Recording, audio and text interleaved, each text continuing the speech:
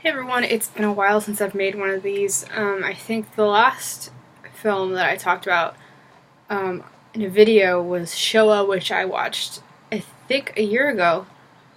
I think the World Cup, the Men's World Cup was going on.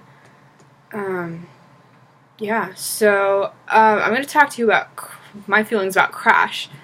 I watched it last month, beginning of June.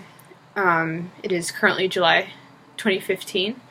July 1st, as I'm recording this.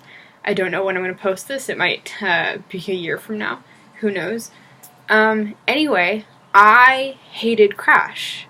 I thought it was an oversimplified view of racism, and I didn't like it. The film was directed by Paul Haggis. He co-wrote it with Robert Moresco. Paul Haggis' most notable work before Crash was being the screenwriter for $1 Million Baby, and he was the co-creator of Walker, Texas Ranger, featuring our favorite Republican and homophobe Chuck Norris. Anyway, yeah.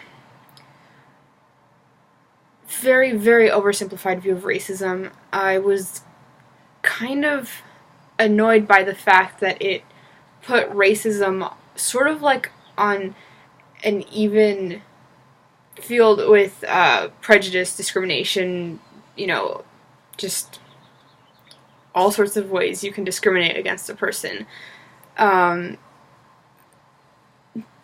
It's like, I don't think Haggis understands that there's a huge difference between racism perpetrated by white males in this country versus a black female having prejudiced views against Asians. Like, they're both wrong, but they are nowhere near the same. And I feel like he was portraying it as the same, since it's in this film, he's portraying all of these things. Like, all of these little aspects of prejudice. So yeah, that's why I felt like he was putting it sort of on the same level. And something else that bothered me was, I felt that in trying to show that we're all capable of holding prejudiced views and discriminating against people and being racist, that I think he almost tried to make us sympathize for these characters that were clearly doing wrong things. Like Matt Dillon's character, it's like, oh, let's show what's going on with him and his father so you feel bad, so you can connect with this person that's actually kind of horrible. He sexually assaulted a woman that he pulled over on a stop. He stuck his hand up her dress, and yeah, like, I'm sorry, but I'm not gonna feel bad for him because he has to deal with an elderly parent who's very ill. If anything, I feel bad for the dad. Yeah, it was little things like that that just sort of irked me. Especially being a minority myself, I don't, it's filling me with so much anger, sort of. My brother actually watched Crash in a class in high school called American Experience. I took this class myself when I was in high school, and it was basically about discussing current events in the U.S., history in the U.S., dealing with race, religion, politics, all sorts of stuff like that. And my brother told me that he had watched this film in class, and he was like, I don't think you'll like it. I think you'll think there's something wrong with it. And I was like, okay. I don't know much about the movie other than it won Best Picture Academy Award. And so when I saw that it was streaming on Netflix, I figured, oh, let's see if my brother's right. Let's see if the movie does annoy me, bother me, if I hate it. And he was right, as you can tell, after my little rant. Yeah. Oh my gosh. And then with the Persian character, that was difficult to watch. On a number of levels. I live in an area which is pretty multicultural. There's a large Asian population, a very large Persian population.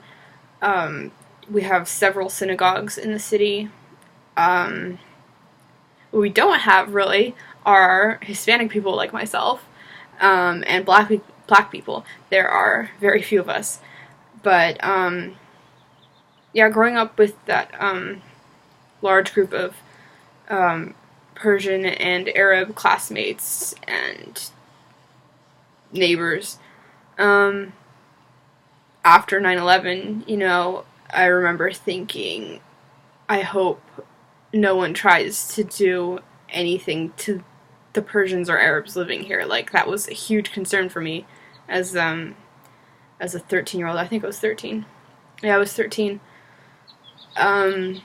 Because, you know, these were my neighbors, these were my classmates. I didn't want anyone to hurt them. And so, seeing what the Persian man went through, even if he was sort of written in not such a positive light, he was, I think, I don't know, like, I think the focus was way too much on his paranoia and his own prejudices. I really felt for the daughter, because she was like a lot of my classmates, you know, immigrant parents, a first-generation American.